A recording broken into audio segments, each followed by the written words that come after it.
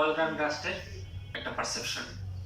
এখানে কিন্তু সকলে মিলে যখন আমরা যার যার জায়গা থেকে কাজ করব, তখন কিন্তু সত্যিকার এখানে কিছু বিষয় এসেছে যেগুলো হচ্ছে আমরা শুরুতে যেহেতু আমি বলেছি রাষ্ট্র নিজেই হবে সবচেয়ে বড় ভরসার জায়গা, তাহলে স্থানীয় পর্যায়ে ভরসার জায়গা হতে হবে আমাদের কাছ থেকে সেবা।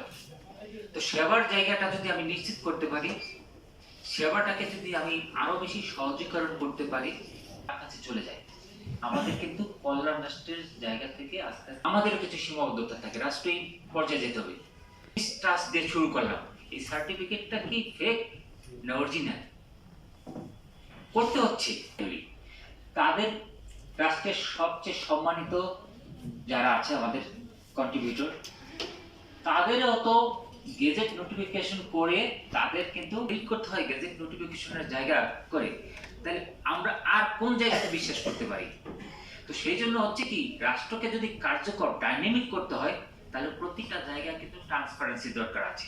আপনি আমাকে একটা দলিল দিবেন, আমাকে একটা নামজারির খতিয়ান দিবেন, এটাকে সত্য ধরে নিয়ে সাথে সাথে আপনার সার্ভিস